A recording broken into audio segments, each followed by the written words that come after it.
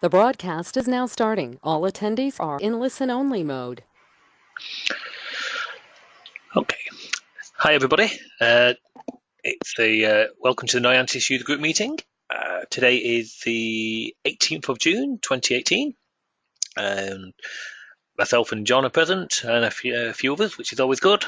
As always, any questions or problems or issues or ideas, then feel free to raise your hand, type in the question in the questions box, and we'll open the mics and we'll take a look.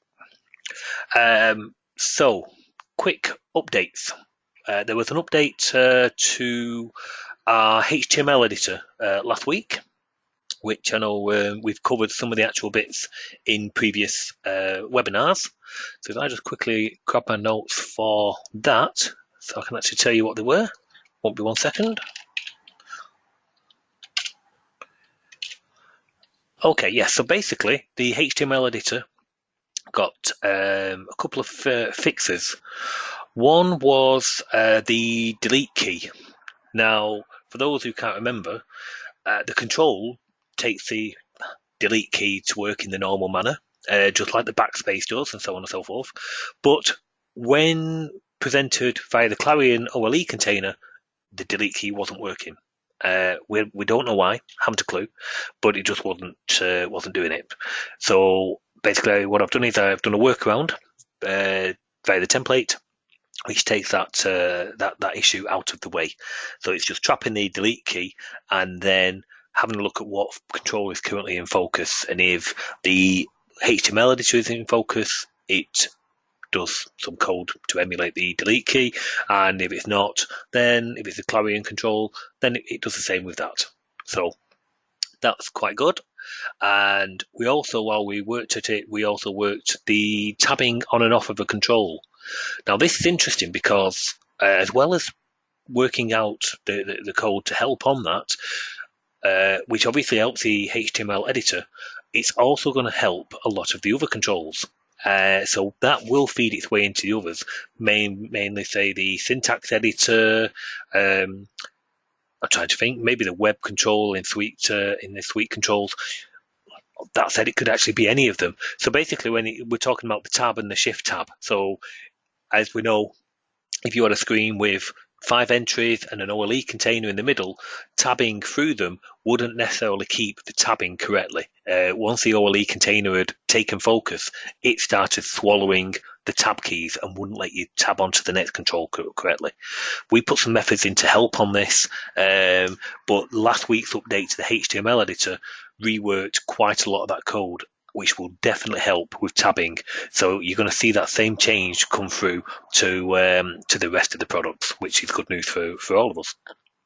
So that will affect, like I say, the whole suite of products. And then last but not least was in the HTML editor, there were certain characters which, if you used one of the methods, say insert at cursor or insert before cursor, that type of thing, then certain characters wouldn't actually insert. Mainly, let's say, parentheses, open parentheses and close parentheses.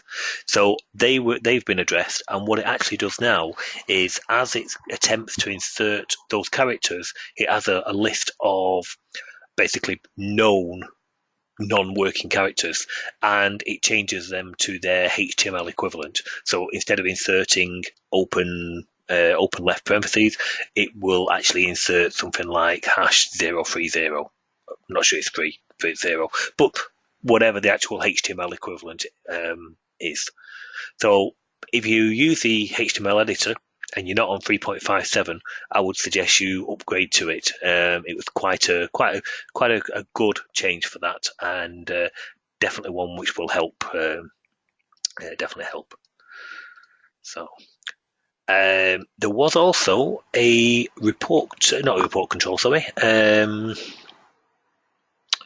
A Chilcat update.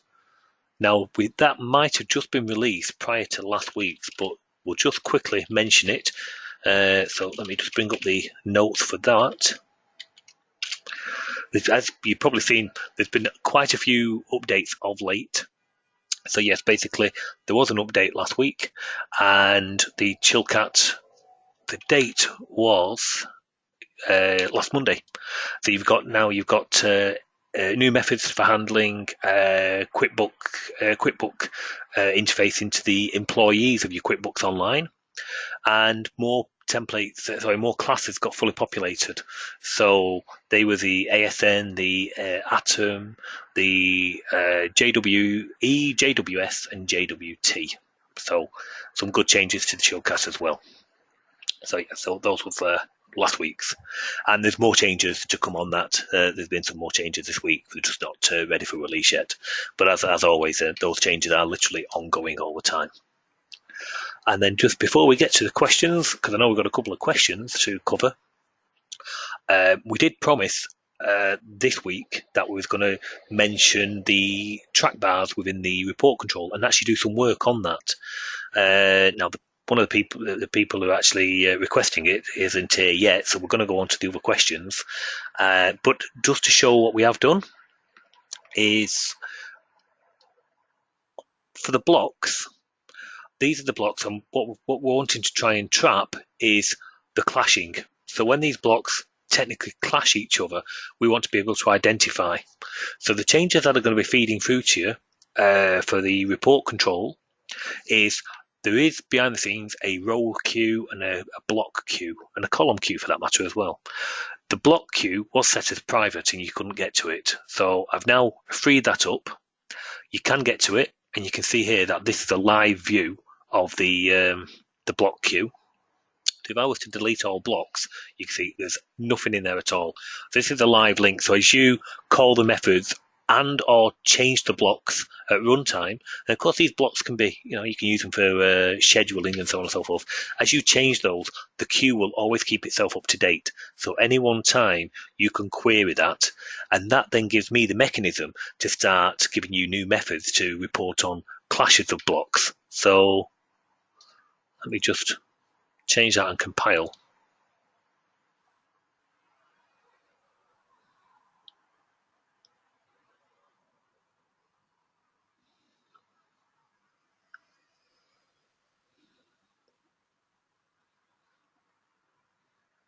Oh, once this is done, we're going to actually switch to the calendar because I know we've got a couple of calendar questions. So just waiting for this. Seems to be taking forever. Thank you. Okay, so we'll do that delete blocks. So if I was to add a block to, let's select a row. There's a row. I'm going to add a block at position 5 for 10. This is the numeric scale, but of course these could be dates, they could be times in the day, could be anything you like. So I'm going to add a block there. We can see here, block happens to be an ID of 41, whatever, that's just an ID. On that record, it's got a position of 5 for 10. We was to resize it, the queue is immediately updated. We was to move it, the queue is updated. We was to move it here, you can see the position. So basically, that gives us a mechanism now, and also that gives us a mechanism to build upon. But that also helps yourself to interrogate at any one time what blocks you've actually got in there. What I'll probably do once we've got this the block queue fully, all the new methods interfacing with it and so on, I'll probably have the facility where you can actually just populate that queue, and that will write all the blocks for you automatically, meaning your data loading into the report control will be even faster. So Kevin's just joined. It was Kevin who was requesting this. So before we just quickly switch to the calendar, just going to actually mention that. So Kevin, have you got a microphone open? Good morning. Good morning. How are you doing? Fine. 8 o'clock snuck up on me. Sorry for being late. Oh, it's okay. Well, basically, we just mentioned some updates just to the HTML editor and the Chillcat class as well, and the Chillcat product wrapper. But then I was mentioning we have got to cover some calendar stuff, but I wanted to just at least bring you up to date on what this is and what you can expect going forward. Okay, so you can see movement at last. And Okay. it's all about the blocks. Now, of course, you want to know about the clashing, and we can spend a little time here still talking through, because that will have a bearing on exactly what we're going to do in the class. Real quick. Yep. I downloaded the latest template, and I am getting the block moved event, which is great. Yep. I noticed, though, I don't get consistent results when I double-click on the block. I'm not getting accepted fired properly.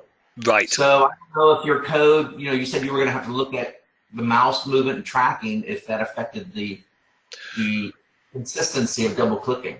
There is, because officially, if you look at the actual control itself, the CodeJock, or they didn't. We better quickly check now, actually. But they don't actually have a method.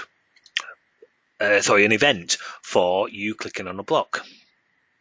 So let's just do text control, track control. Right. I remember you said that, and that's why I thought, okay, because of all the new stuff we're adding, that kind of well, it's I will definitely have a look. So we've got focus changing, and you have things like row accepted, but what you don't have, if we go up to the blocks, there's no such thing as a block. Column click, so on and so forth, but there's no blocks. There's no interface, no feedback from the interface telling us that. So let's just move that out of the way. So yes, it's you trap it, and to help on it, so I'll just actually find that code. Block accepted. Won't be a second. But you are right. I would need to know that that feedback, so I can take a look. But yes, basically there is, under the report control class, so if it's whatever your class name is, report control or report control 2 or whatever you've called it and so on, there is a property called double click rate, and that it takes that into account when determining your double click. So you could actually fine tune it just to try it on your system in the meantime without waiting for another update and so on. So there is double click rate, because it has a look. It monitors the last time you left clicked, and then checks have you gone over the double click rate. So if you want to check a double click every half a second or whatever and so on, it can do that. So you can fine tune that. It might be worth just taking a quick look at that. Is that in milliseconds, declaring milliseconds, or what kind of? Oh yeah, let's have one quick look.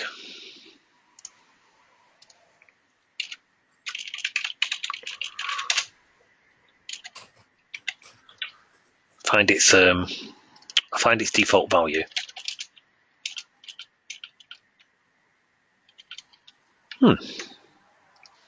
That's interesting. Wonder if I've made it part of the common class. Won't be a second. I have, and it's set to 75, so 3/4 of a second. So it's in milliseconds? Milliseconds. So you want to, I'm just checking, where's it initialized there? So you should be able to, if you did, say, init template settings, in fact, let's change it here, would be along the lines of, but I'll add it to the template interface. Yep. Okay. So okay, I just wanted to bring that up. It was an observation that I just wasn't getting consistent acceptance. Yeah. And actually pretty inconsistent. But occasionally it would work. So it was like, okay, my trace wasn't giving me. But I remember you said that would probably be affected with this. Quite possible, because there's a bit more work going on behind the scenes, so there can be ramifications. So, but we should be able to do is just set double click rate. So report control dot double click rate, and we'll have it as half a second.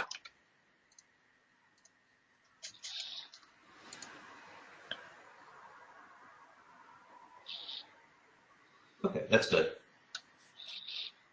So now, just waiting for that. I'm sure it's GoToMeeting, or GoToWebinar slows down the compiles. But anyway, what I was just mentioning prior to you just joining was the queue. Let's just quickly check on this. And so we're looking for block accepted. We're looking for that. So yeah, I see I'm triggering quite fast there. Yeah. Yeah, I'm triggering really fast actually. Yeah, okay. Better take a look at that.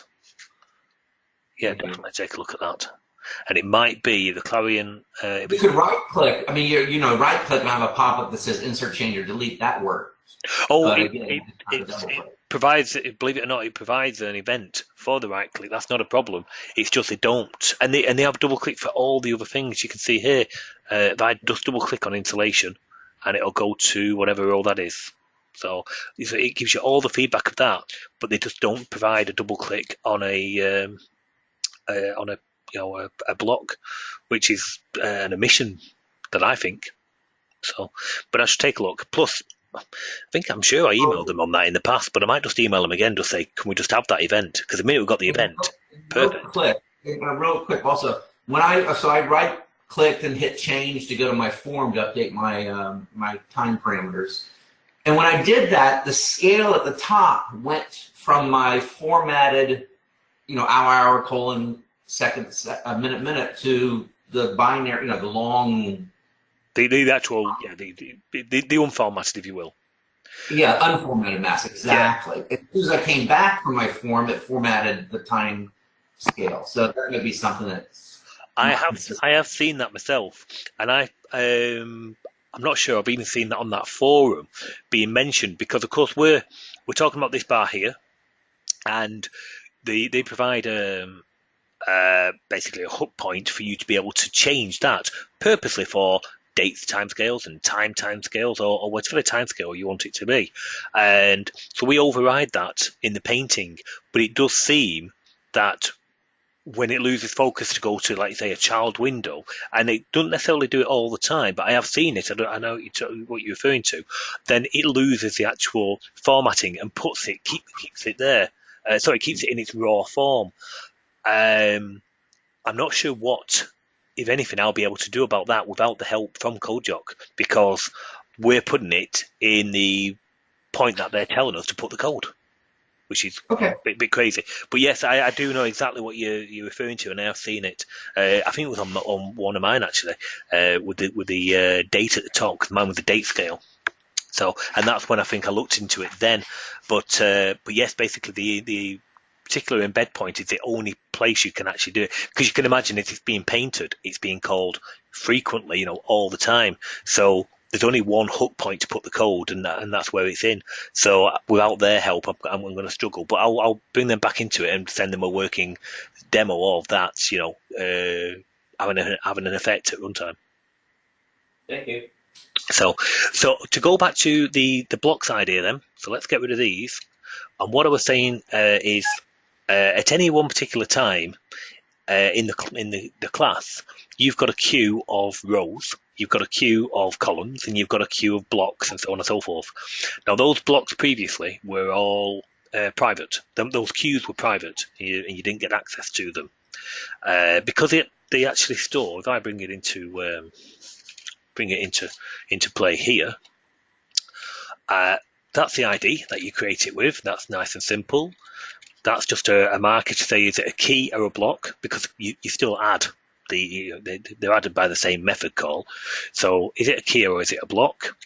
That's the role that it belongs to, but in an ID form rather than the raw object. That is its actual internal object if you ever needed to get to it, by the way. And we've got a search value because you can actually override a block and start giving them search values and so on. This is for the oh crikey, I'm trying to think. There is a search facility. I forget what they are now. So now we've got two new ones, two new entries in that queue, and one is a position and one is a length.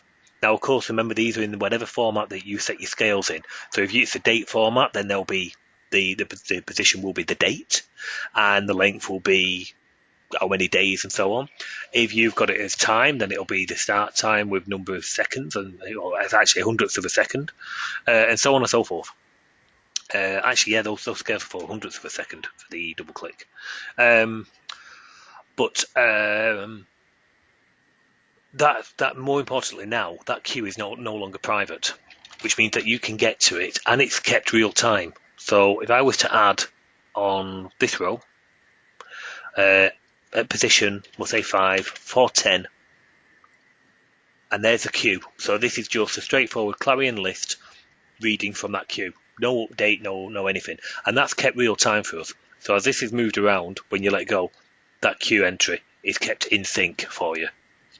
So that opening that up, starting to record extra information will help. So we've got this here now. I'm going to do that 5 to 15. For your example, we're going to have a 15, so we've got another one straight afterwards. That's brilliant. And then the clashes comes where we had, let's say, one at 10 for 10. Now this is going to put 43. It's going to put it here to 20. Mm-hmm. And of course, it has done, but it's moved things around and so on. Now it's what are we wanting there? This is where I think we need to be trapping and returning a true or false possibly on the ad to say this will, this will cause a clash. Do you want to allow it? Do you not want to allow it? But of course, that parameter wants to be optional in the template. This is my ideas, and hence the discussion today. This would be where we want to basically start saying block it by default, allow it by default, and move the other things around, which from a scheduling point of view I think is terrible. But these are the things I can do all of these. That's not a problem. It's just what are people's opinion on it? Should we be blocking by default? Should we allow by default? So on and so forth. Well, I think we'll start with you because it's what would work in your system. So we'll start with you. Okay. Well, I mean, in my system, like we have tickets of technicians going out to install equipment and stuff. Yep. But we also keep track of their time. So on our calendar, we see that for each ticket, we expect a matching conflict of a time card in that same block of time. So we can say, hey, technician, you forgot to put your time card in for your last 3 calls. Right. So the same thing here, we would expect to see, okay, the appointment block 41, and then right underneath it, possibly a time card block. Yeah. So giving like so. Yeah. Exactly. Interesting. Sorry, let's just try that one test again. So 47. So that's basically the kind of thing we're doing, and also now obviously if you have a vacation or something like that, you don't want a conflict, but you would see it immediately. Hey, why is this guy at a ticket when he's on vacation? Yeah. Actually, just a tip. We digress, but in the calendar, what I use for, say, working hours, so vacations and but working patterns, if you will, and so on and so forth, I use the color, the cell coloring. Which means you haven't got entries in your calendar, but you still get the visual effect of the whether they're available or not, and then that way you can. So especially we used it for a dental system, and you would allow appointments in the morning because it's paid time, so you don't want to lose the time, but you would probably colour the first half an hour or so for emergency walk-ins. So you open up at 8 o'clock and you're going to have somebody who's had toothache all night and they just want an emergency appointment if they can, and they're willing to wait. So you'd always try and keep the first whatever free for emergency walk-ins. But colour-wise, you don't want to create events for all of those. You just have the colouring to say, let's colour them red. Whatever your treatment, whatever the colour is for emergency. Colour the background of the calendar there red to signify try and book emergencies into this, but failing that, of course you'll take a normal appointment because it's chair time. You want to fill that chair time and you want to get the money in. So they would do that, but they'd always try and use the colouring to at least guide the staff to say, this is when I'd prefer this is when I prefer that type of treatment in the morning, or last thing at night. For the last half an hour of the day, you're not going to have somebody come in who wants a root canal therapy, which is an hour and a half, 2 hours appointment. You're not going to want that starting half an hour before you leave. So so you could use your colourings there instead of filling the calendar with events, but you still get the exact same effect. Just a tip, but so is that similar to the property begin of workday, end of workday, where you see it grayed out and white? Yeah, but then you can apply your own. I'm working on a particular system of ours. As soon as that bit's, I've done it in the past, so on and so forth, but I'm working on a new system, and it's heavily based around the calendar. When that bit's done, and I can demonstrate just that part and so on and so forth, I'll do it on here. But we're going on to the calendar shortly, so I can show you that they're adding those colourings. But even in the setup part, I'm quite happy to share ideas, hence we're bringing it up there. But we would give them working patterns to say, you might have a person, the practice opens 8 till 8 every day, but that's not to say every person works. So you might be looking at two columns per day for person A and person B. Person A only does Monday, Tuesday, Wednesday one week and Wednesday, Thursday, Friday the other week, and they take different lunch hours on the different days, and you can do all that via the colourings. Perfect. So we can mention that. So back onto this one, the block there. If I add that block and we want it 10 for 10, now look at that. That's really interesting. Oh no, get rid of that. Sorry. Back onto that row. I want to get that block and I want to delete that block. Right. So we have got a 5 for 10 and a 15 for 10. And we agree that's visually what we can see. So if I add that, I want to know what happens to number 42. Does that get shunted down both in the positions and via the data? Nothing happened. I noticed that before. Yeah, it still thinks it's at 15. But, and the frightening thing is, oh no, actually. No, at that point I'm only interrogating that queue entry. No, actually, no. That, there is a method call when that's changed. So if I click on that, because if I pull that down, it puts it back to its desired position. Mm-hmm. And the code where I'm moving this, is the exact same point when that moved. So that internally it knows it's still at 15, even though it's not visually showing it at 15. So that's something for me to contemplate. But the other options we've got, so let's get rid of that again. We'll keep sticking with this.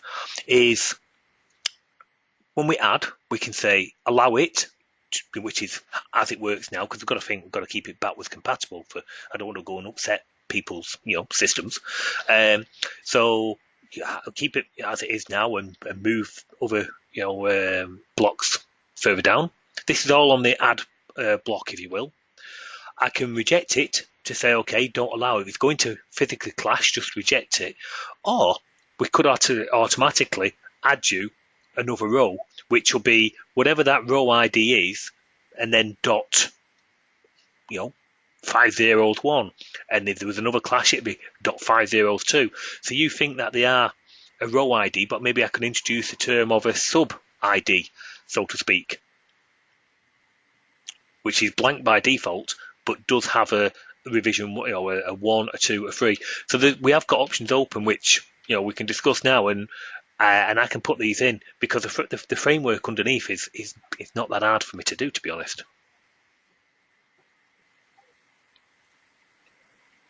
I mean, that sounds acceptable to me. I know that's what we talked about from the beginning. Yeah. So adding the row, and it's very simple. I know which row it's being added to, so it's literally just read the properties of that row and duplicate them, if you will. So it does mean that you would have 30th of April 2018 foundation with another row of 30th of April 2018 foundation. So you'd actually have two for the same, but showing. Let's just add that one again. Let's check. Showing that, if you will. Mm-hmm. So we've got options open to us. At any one time of that, you would actually be able to still get to this. Could I make a slight suggestion that the duplicate row, so row 2, which would also read 30 April 2018 foundation, can that maybe be can we specify a different color so that would alert the user visually that you've got duplicate rows, so they'd understand, oh, okay, we've got a clash there. Yeah, I know what you mean. Yeah. Because what's going to happen is I have 30 April foundation, I have May 1st foundation and May 2nd foundation, so I might not notice that you've slipped another April 30th foundation in there. Yeah. Actually, I tell you what we did say. We'd have a tree on it. That's what we say. Yeah, we put that as a tree, so it shows as an expansion of that 30th of April. Sorry, I had forgotten. We did say. You see, I think the tree if we're considering this a sub row, if you will, then I think the tree fits better for it.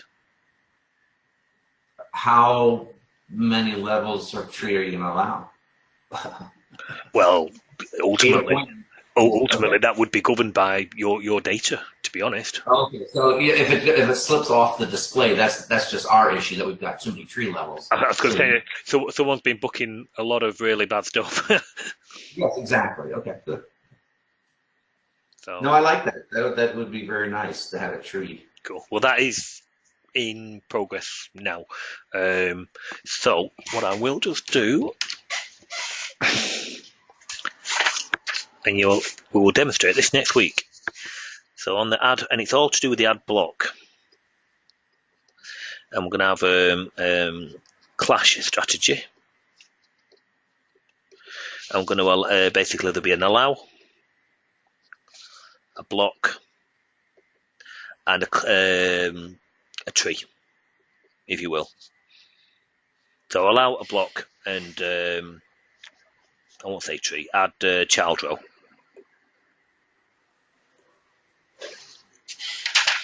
Fine. Okay. But yes, we would want some kind of colouring, clash colour. Just try and think of things. Clash wording and clash colour.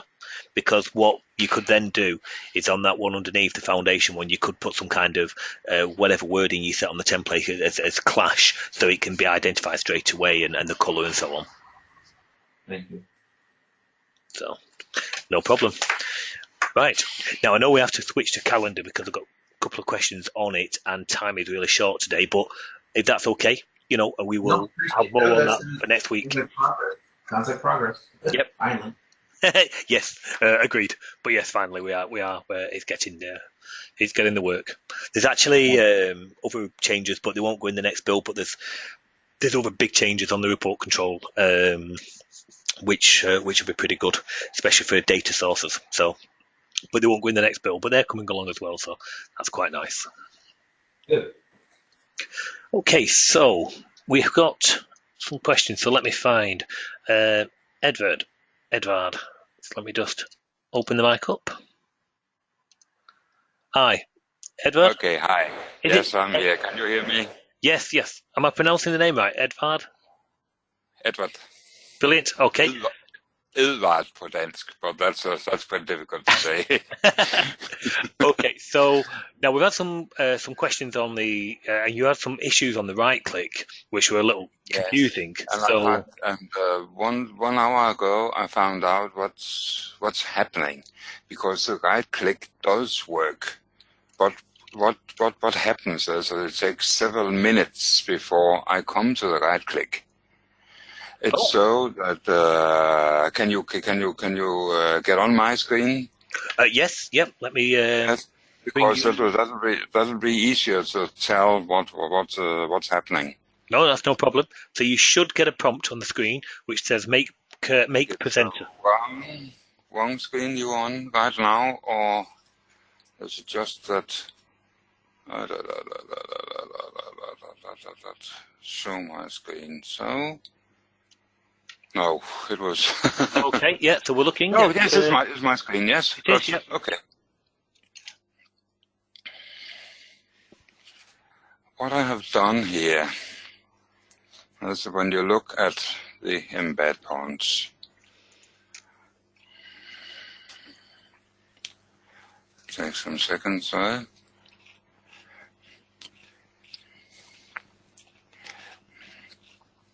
That I wanted to be sure that it was not that all of the things that happens meanwhile I'm open the window, I can see when they have happened. Meaning that I have made this in the end. Just in calendar finished. Yep, no problem. So. Okay, we understand. Yes. Okay, yes. So, when I compile that thing,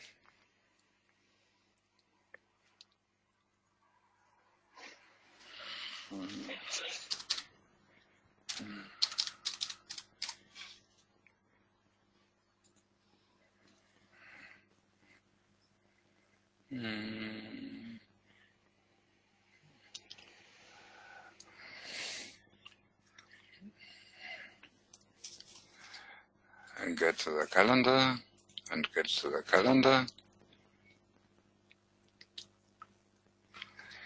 And now it's finished. But nothing happens here. If I wait 1 or 2 minutes, then the right click will suddenly come. Wow. Okay. And that was the reason why I made this embed point. It was simply to say that now I have, well, if I make so, I make a refresh, you can see all the points are there. There are some news here and what I want to have. It was, if I want to have a month, and I refresh again.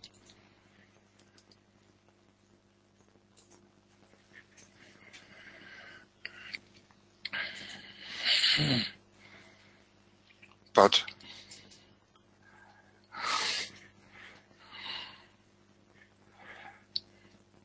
and now I think we have been waiting so long that the right click begins to come. No, it will come sooner or later. How is the data loaded? Well, 'cause that shouldn't be taking that long to load. You've not got that much data there. So it's so that it's a project I have taken over from an earlier employee. Okay. So I think that you should. I really don't know how it's loading it. Okay, no problem then. So let's contract all the trees, the nodes if we can, so we can just take a look. Can I get to the mouse? You take it. I think you need to allow me to actually do the mouse clicks. I'm not sure. Okay. It's your screen now. I have just left the mouse. No, I'm not sure whether it actually in GoToWebinar you have to request mouse and keyboard. There you go. So that should ask you. That okay? Yep. Okay. I've given you an okay. No, still not. He's still not doing it, unfortunately.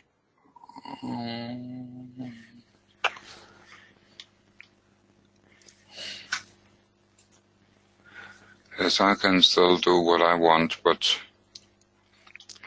yeah, that's. I'll try it again. Right, presenter, organizer.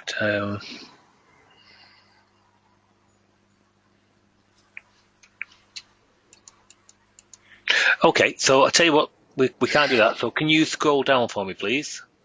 Yep. Oh, not quite that fast. Yeah, I tell you what. Let's just contract all the tree nodes.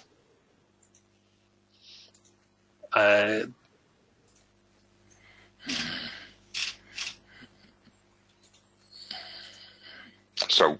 Okay, can we go under CalendarPro, please? On the sorry? The Noyantis CalendarPro. If we can just expand that one. Okay, so we've got init template settings. Yep. Okay, yeah. You've got new date and it's chopping that. You've got right click and you've got the schedules. Okay. I wouldn't expect to do. No, there's an embed point called File Load Records, and it's in there that you would expect to have the load records. Let me demonstrate on mine. I'll just quickly bring back to me. Just 1 second. Okay.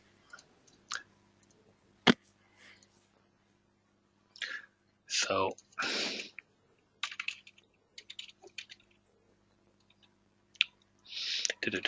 User groups today.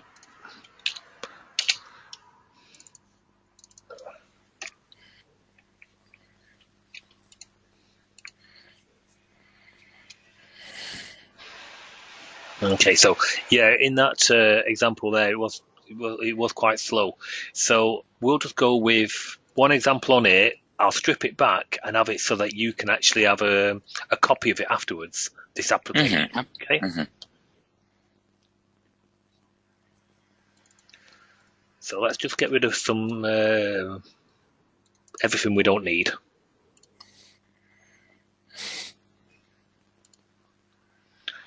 And we're not going to do recurring. We want to try and keep it. Now, do you use recurring events, or is it just single events? No, just single events. Right. Okay. So let's remove that. Try and keep it really nice and simple for you.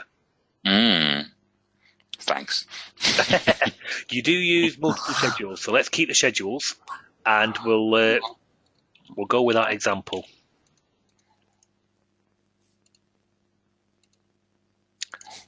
There's plenty there. We can get rid of all those.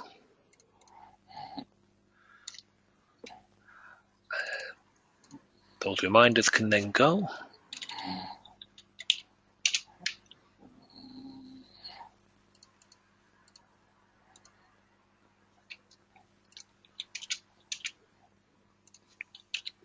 Won't be a second. Might as well do this to.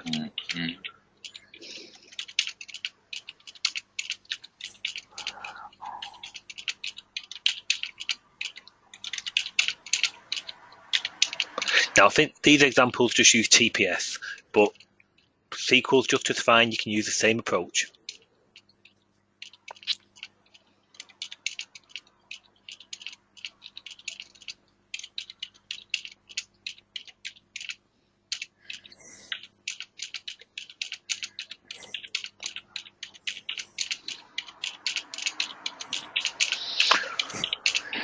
Okay.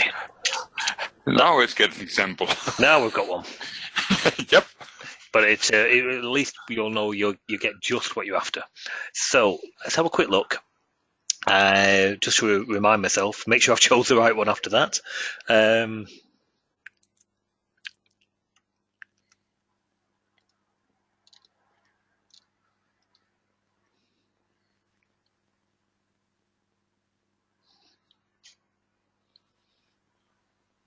There's different ways you can get data into the calendar. It provides you all the different mechanisms. You can, if you like, just populate a queue, and the calendar will always paint data from that queue. So you could do it that way, or you can basically add them when required in a particular embed point when it's required. So what we've got here, just let me demonstrate. We're looking at the 18th of June. Now, if I go on a day, 19th of June, and so on, you can see two sets of dates down here. There's the selected and there's the active. Now, the reason I mention that is if I choose 3 days there, okay, you've the active day. I'm on the 18th. Now I'm on the 19th. Oh, actually, better check. Okay. Oh, I was thinking of the date picker. That might be coming off the date time, the date picker. Okay, but there's two sets of dates in play at any one time. Let's just go back a bit. Let's have a look at what we've got from an embed point of view. I'm going to go under the calendar. Now under here, any file IO, the method starts file. So the starting point would be file load records. And this is called automatically for you when the calendar needs more data. And it will pass you a start date and an end date. And do you want a force? Because it might just be a refresh. You're on a network, you've already loaded the 18th, but somebody else on the network has added other records. So you want to refresh your calendar so you're always fully up to date and that type of thing. So you can pass it a force if you wanted to. Because what it will do by default is it will keep track and say, I've already done the 18th, I don't really need to. So it'll try and optimize the loading. So, but you can force it to say, no, ignore that, just reread the records. So that is a very important embed point. Okay, so in here, we're just going to reload the calendar. So all I'm going to do is delete all the events that are currently in the calendar. I'm going to scan my table, starting at the start date, and I'm going to loop through. And we'll cover what this is in a minute, but I'm going to loop through, and I'm just going to add the events. And at the end of it, I'm going to do a populate and a redraw after it's done, though. Okay. Yep. So now on this example, let me just run it again. We can see that the columns per day, you can control which ones are turned on and which ones are turned off. So we need to know, as we're going through our events table or appointments table or whatever it's called in your system, as you're going through them, you want to know, okay, should I be showing it for this person? So I just thought I've got RDP still open. So back to here. We're clear. We're going through start date. Make sure we don't go past the end date because it's pointless. We're not looking at that, so why bother? So that's the start and end date. So we're only going to load the minimum amount of data as we can. And then we quickly look at the staff table and say, go and get the staff record. Is that right? For the visible?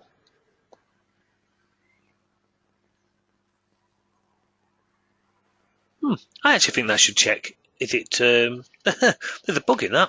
I mean, you wouldn't be able to tell, but that's not the most optimal way of doing it. It should be, can you get them? We don't want recurring events, so we can skip that. And are they on display? Which is basically that tick there. Okay. Yeah. So basically, we'll start going through the events from the 18th to the 18th, so to speak. So go and get the staff record. Make sure we can get them, because if you haven't got a staff record, then chances are it's orphan data and it shouldn't be on display anyway. So, but we go and get that record, and should they be on display? And is it not a recurring? Because this calendar isn't loading recurring appointments, so there's pointless adding it because it's not for this calendar. And if it is correct, then the fastest way of getting the data into the calendar is, I jumped there. It's this group. The calendar provides a group for you called event group, and it has all these properties. So start date, the start time, end date, end time, usual thing.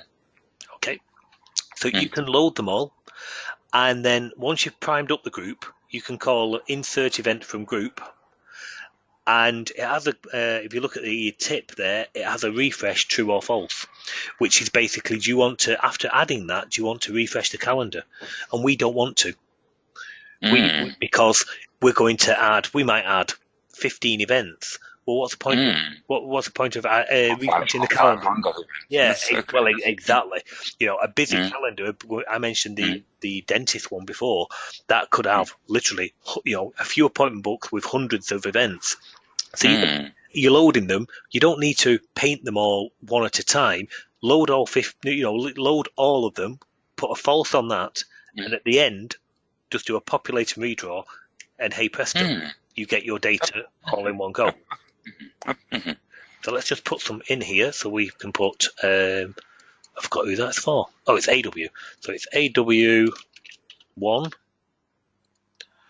with a AW2. You get the idea, and BG. So now, just other information for you, which we could cover. So that's the loading. The reason I mentioned two sets of dates are, the calendar has a set of dates, so we're looking 18th to the 18th. I think the other examples, which I've not got rid of, demonstrate it better. But if I was to highlight there, we've got 18th to the 20th. But if you do use a date picker, you don't always use a date picker, by the way. But if you do use one, you've actually got two sets of dates. You've got the selected range here, the 18th to the 20th. You've got a viewable range, the 28th of May through to the 8th of July. Now, if you have the technology, there's an option in it to say the days where I've got events on highlight them in bold. If you have that turned on, chances are you want to load the 28th to the 8th because you want to know if there's something on that day, so it will go in bold. If you're not bothered about highlighting the days in bold, because in reality every day is going to be busy, so what's the point in putting them all in bold? So if you're not bothered about that, then you're better off using this range, the active range. So that will give you you're loading shorter data. I'm only ever looking at the 18th, 19th, 20th. What's the point of loading all the way back there, and what's the point of loading up to there? And I think in your system, we didn't even see where the loading was. So chances are, I think you're loading so much data in the background that that's why it's not really responding and so on, because it's still very busy. Whereas in effect, you don't need to load any of that. You only need to load this. So your data I/O will be so much smaller and ultimately so much faster, and then you'll get your immediate events. Other embed points to note. So just to recap on that, you're looking for that embed point, file load records. It receives the start and end date of whichever set of dates you selected. So if we go to our date picker, we can see what dates do you want to pass to it. Do you want to do the currently selected dates or the visible date range? So we're just going to go with the selected dates. Other embed points then, and they all evolve around this file, is the fetch record. So let's go back to our running example, and I'm going to double click on that record there, and I'm going to open it up, and we'll talk through which embed points we can see in the background. We'll talk through which embed points trigger. So when we go that, we weren't going to bring up an update form. What will happen is, let me just show you all the embed points in that range. So there we go, here's the file ones. As I double click, it will do event selected. Now, it will automatically go and fetch that record and so on. So event selected will trigger. That will call file fetch record. So now it wants to go and do some file I/O. It wants to go and find that record on the disk or the database or whatever. So that will trigger, and I've just got some, and it gets the information needed. The ID within the calendar and the record ID of that event. So in here it says go and clear the events table. Go and get go and find the record, does a try fetch, and if it can't find it, puts the message up and returns false. Otherwise, it's going to return true. So it will call file record. Now what that is going to do then next, because we double clicked, is we want to call the update form. So after that, it's going to call the event accepted. So yeah, actually all of this was event accepted, not selected, event accepted. So that would call the fetch record. That's good. It will then call a file lock record. Now that doesn't, it basically, just in case you have your own record locking mechanism where you put it into a table on a network system or whatever, if you have your own record locking solution, it will call that, allowing you, lock record, allowing you to return a true or false. So just in case you do have your own system, it will pass through there expecting a true. If you wanted to put your own solution in, you could put something in there to go and check if the record's locked or not by another workstation. So that gives you an extra place. So it would do fetch record, lock record, then it would go off and call the update form as expected. When it comes back from the update form, it needs to, of course, put the changes from the file. So it would refetch the record, and let me get this right, it would synchronize the data. So it would synchronize the data from the file back to the calendar. So you can see there, it's just going to go and prime up the group, just like we did before, but instead of inserting, it would have a look at what mode it's being called on, and it receives that as a parameter, the mode. So it would go, I'm synchronizing from the table into the calendar. So if I'm inserting, it wants to insert. If I'm changing, it wants to change. But this time we would use a refresh on the end so that it would automatically paint it. Because without the refresh, because there's only one record. Yeah. Only one recording, and then exactly. So it's nice and efficient. The other way of looking at it is if I don't call the update form. Oh, sorry, it would unlock the record as well, by the way. It would call the file unlock record. So here, let's just move it. So I need to update the table. So I've just moved it. What happens there is it's all triggered via the event moved.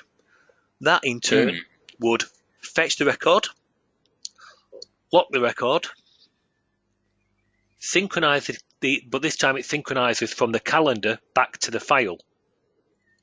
So we're just going to go and set some parameters. So we're going to say the new start time, the new start date and time, the end date and time, the what schedule, because of course it's multi-schedule, this calendar, and then it would automatically call the unlock record and the update record. So then it will go that one followed by update record, and all the update record has in it is a try update, because it's already done the fetch for you, it's done the setting of the fields, and now you're just doing the update.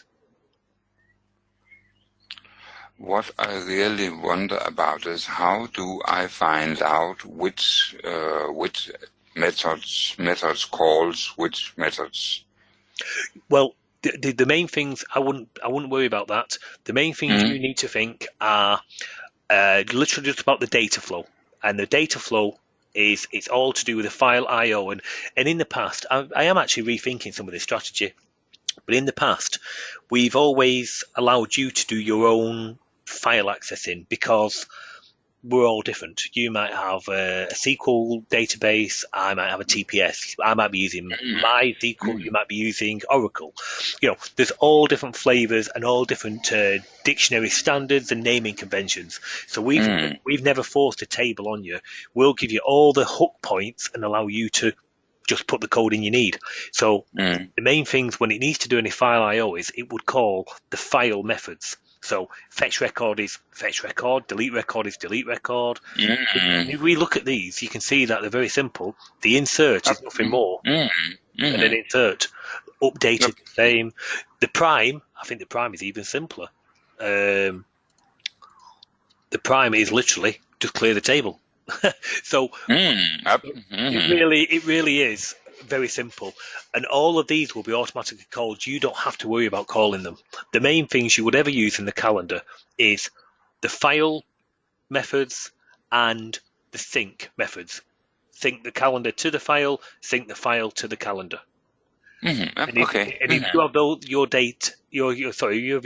your code in these embed points and those embed points, you'll get your calendar working so much faster than we saw a minute ago. It really will be so different. But I'll send you this example at the end of this moment. I'll nip it and get it across to you. Okay. Good, thanks. And I think I understand a lot more about what's happening in the background. I totally appreciate you inherit a system. I've just done similar. I've inherited a system. It's an older system. It's written in its legacy and so on, and it's using proprietary templates which have they're not mainstream. So getting a true understanding of what's going on is quite an uphill struggle. So I do appreciate I'm in a similar position at the moment, but it's working out. It's just you just have a bit of research, unfortunately. At least you've got the advantage.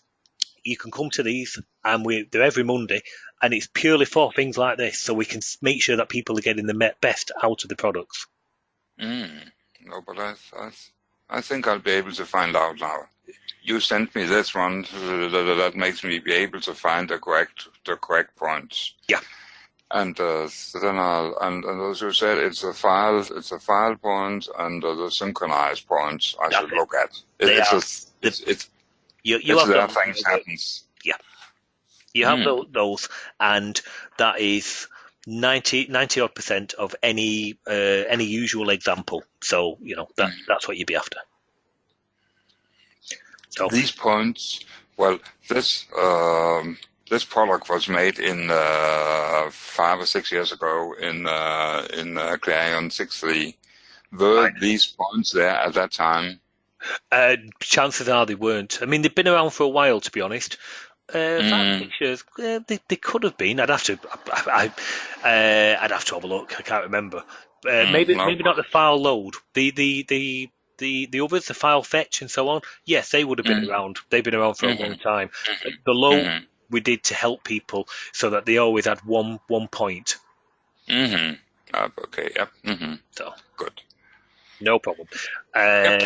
Now we've got another question on the calendar, so I'll if you need us, just raise your hand and so on. But I'll just cut and we'll go to the other one. So good speaking with you. Oh, actually, I'll let you mute yourself, and then if you need to speak, you got a question, you can just unmute and ask away. So I don't think I need more. You'll send. You'll get this. I'll send it in an email. You'll send this one by mail, or how will you send it in the end? Well, I'll do it on email. I'll. Do you have any zip? Will it accept a zip, or is there any filters on the email? I could send you an invitation to send it on secure mail. Then it's easier to send things because then it'll never be caught.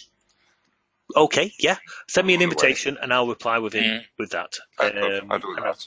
Created a zip as we speak. So that's okay. Oh, actually, thank you very much for saying. No problem. It's actually saying it's still open, so it failed the zip. So I noticed now we've got another quick question from Roberto. It's on the calendar, so I'm just going to see if he's still available and open up a microphone. Where are we? Yes, we have. So Roberto. Yes, sir. Hi. It must be a week for inherited systems.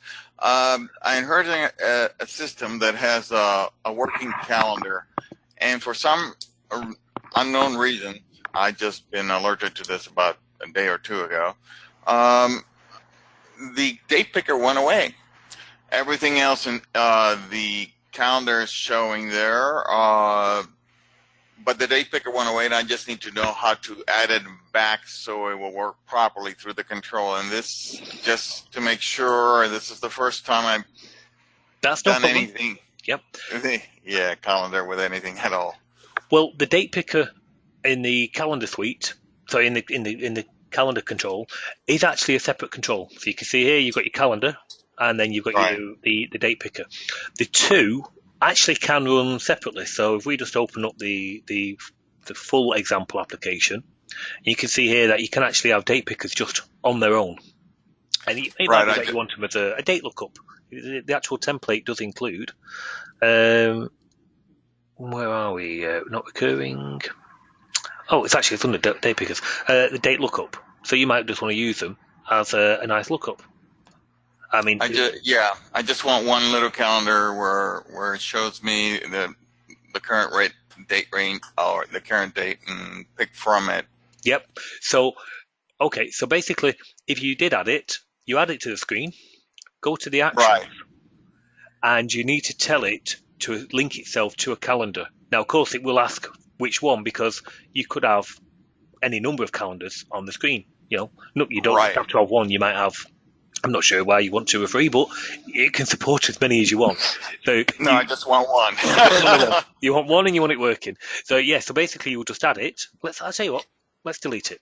Show me how to add it from the control templates. That's just what I was going to do. So we'll just have a compile so we can see nothing on there.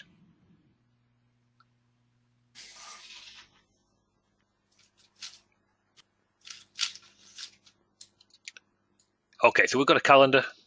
You would have to navigate it via the keyboard or via the actual selection, but that's your only way of navigating the days. So, and of course, and these as well. So we're going to add it. We're going to add the date picker up at the top. You have to have the calendar template global added, but you've already got that. If you've got the calendar, you've already got you've already got it added. So once you've got it in the globals, you will see this section open up, the calendar, Right. and you want that one, the date picker, date picker. So it's All right. the third one down. We're going to add it. I'm going to And it gives you a whole bunch of them, right? just going to line it up a little. So let's have that there, and go to the actions, and we'll just cover the options quickly. But you say, okay, link it to a calendar, and Right. we're going to link it to the calendar on the left. That then allows it to start navigating the calendar, and likewise, when the calendar changes, it will change the date picker. So it's a two-way street between the two. Those dates, which is what I mentioned a minute ago, when the file load records triggers, which dates do you want it to trigger with? Do you want it to trigger with just what's been selected or the visible range? Gotcha. On the options, some of these are quite simple. Yes, it's enabled. The first day of the week, it happens to be a Monday. Do you want it to control how many selections you can do in the calendar? I'll quickly cover what that is in a second. And then usual things, highlight mode, so on. So we can say Right. appearance is quite normal. And I think that's really it. Oh, got custom colours. You want to limit any dates? Not that you would, but you might be a case of you're booking for future appointments, so you can never allow it to go into the past, that type of thing. All right. So, but at the heart of it, it really just wants to be add it to the screen, go to the actions, link to calendar, and that's all you should really have to do. We go back to our calendar, and there it is. And if we navigate calendar by keyboard, you can see it's kept in sync. Likewise, if we start clicking on the date picker, then that number of that multi-selections, maximum number of selections is, they might be, I need an appointment, but I can only make a Thursday. So you can click on that Thursday, and then this Thursday, or hold down Control the Thursday after that. So now they are looking at 3 Thursdays, but that you can control how many multi-selections you want to allow them to have. Okay. Not sure why you want to control it, to be fair, but that's what you can do. All right. Obviously, I did something wrong before, so I'll retrace my steps and see what I've actually missed. Oh, okay. But that's how simple it should be. Any problems, obviously, jump on and we can have a butcher's. But butcher's, sorry, that's an English term. We can take a look. Sorry about that. I got to remember something. Thank you. That's really I just needed to see it happen one time to say. So it's basically the control that I have to use is the date, the third one from the top. Yep, the date picker. Date picker. Yeah. Which is okay. And the date lookup is, and let's add one while we're here. We're on a roll. We'll just have we'll have the date lookup. And of course, this video will be up online shortly, so you'll have this as a point of reference anyway. The date lookup is a little lookup button. And go to our actions. We're not linking this to actually, it won't be linked to a calendar anyway. We want to look up a single date, or we can have a look up a date range. So I'm going to say look up a date range, and I'm actually just going to go and put them in the screen. Where are they? There was active start, active end. I just need two, so 2 data screen controls. Do you want to do a generator window, reset, and an event accepted, usual things. The others add what you just saw a minute ago. So what style do you want? I like this, I've got to admit, for when I'm doing reports. So you might be doing a process or a report, and somebody will say, give me a from and a to date, from a start date and an end date. And the beauty of that is you can say, okay, I want those days. And it's filled them in for you. So no keyboard, it's done it. The next update, because there's a glaring omission on this, is if you wanted to go and put a date of birth in, there's no year drop down. And I've already done the work for this. So this screen, I'm going to actually, to keep it backwards compatible, I'm going to introduce styles so that we don't break everybody's system overnight. But basically, the other one does have back a day, forward a day, back a month. Well, not really a day because you're on here, but I think it's got the months and a year drop down, so you can very simply change the years. And you can do it by clicking here, but it's still not as good. Learn something new every day. Thank you. So no problem. No problem.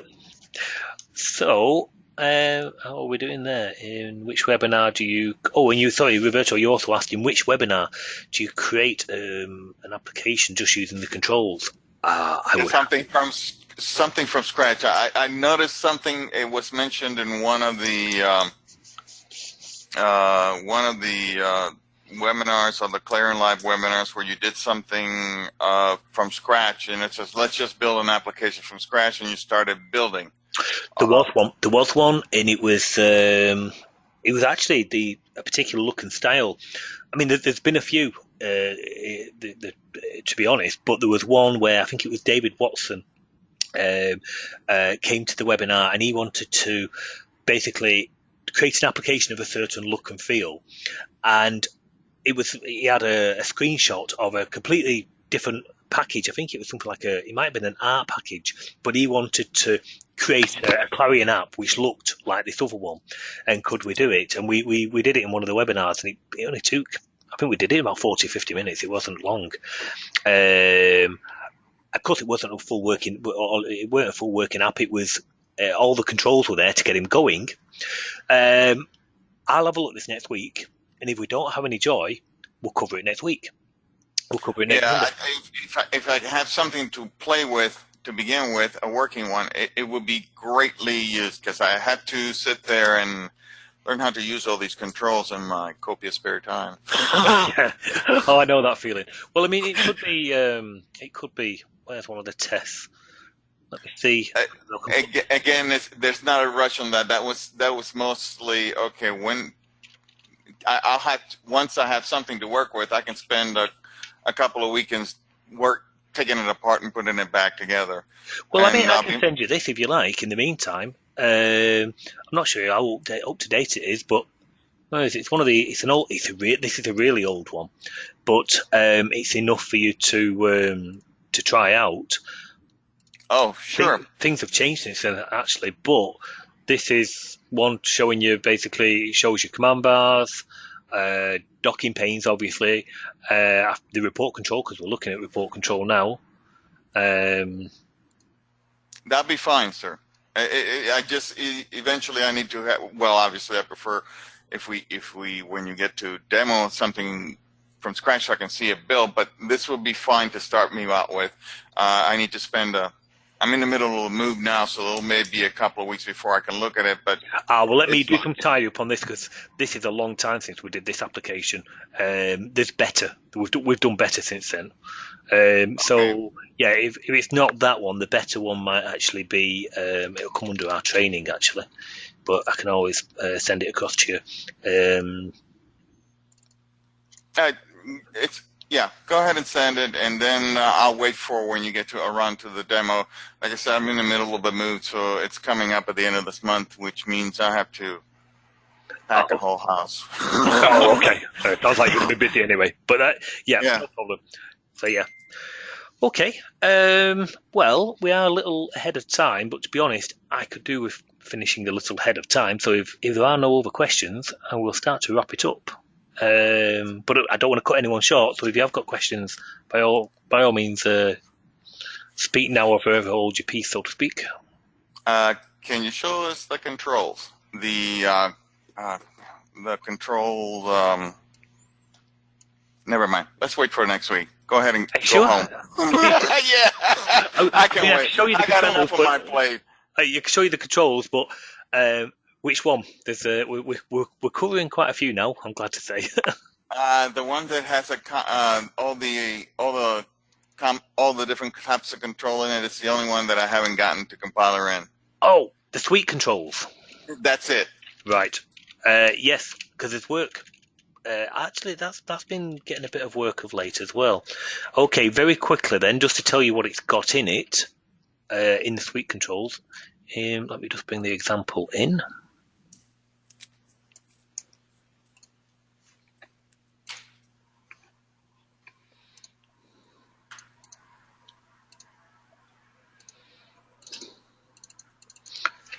So I've actually been working on this. We're starting to cover some of the actual equivalent of Clarion's equivalent of the runtimes. So it actually supports entry controls, spin controls, radio boxes, check boxes, which of course you could question, why do we need all those? Clarion's got them, but they support the Unicode version, whereas Clarion, as we know, doesn't. So we've been working on supporting those. We can try and get the I forgot to change the version, the Unicode part of it. Okay, so very quickly you'll see a load which are disabled, which because they haven't been wrapped, and then some which are there. So the standard UIs, they are now starting to be wrapped, so that you will get those. Actually, the tree is done. You will get those. Gotcha. But, common dialogues. These, I mean, obviously Clarion's got theirs, but you can say, okay, select a folder, and you can have an edit box. So they can type in, or with the new button, and so on and so forth. Is that without the new button or with? Oh, without new button. That's the one with new button. So basically, you get full control over the dialogue, if you will. And you make sure that you filter it down to just computers rather than folders. So that's a file dialogue. Just Okay. It's a bit boring, but it does what it says on the tin, so to speak. There's a color dialogue, which is quite nice. That's the standard one, but they did have an extended interface, which I quite like. So brings you back a Clarion. I think I convert it actually, but make sure it's all Clarion compatible. All And right. of course, you can have your full custom should you need it. Yeah. So these are the. Oh, sorry, go on. You are working on standard UI controls, right? Yes. Yep. Okay. All right, fine. Then I'm not going to worry about that then, because I did get these to come out, even though they didn't quite look as pretty as yours did. So I'll have to look into that. Okay. So the date time picker is quite nice. The nice ones for me are the date time pickers do come in handy, because I do like to have that as a nice date entry. We use the web browser quite a lot. Yeah, to be fair, that's used in quite a lot of our things, and it's pretty good. I'm just trying to think. Sliders we use now and again, to be honest. Yeah, Clarion, of course, historically didn't have a slider, and now it has.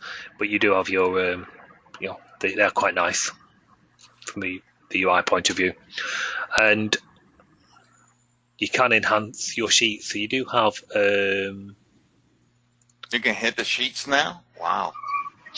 You can actually enhance a Clarion sheet. You're getting a bit of flicker on it, but these are Clarion controls which have been then reparented to be on these sheets. So of course, and then you can change the styles of them. Thank you. So I'd have a play. All of those should compile, and they are very simple. You add the global extension. You add, if you add the global extension, then you add what you need. Oh, the pop-up. Sorry, I do use that a lot. So if you ever have that particular style that needs to pop up, yeah, that's the part that I couldn't get the styles to come up correctly. So I'll look at that again. Yeah, that we could do with covering in a webinar in its own right, but.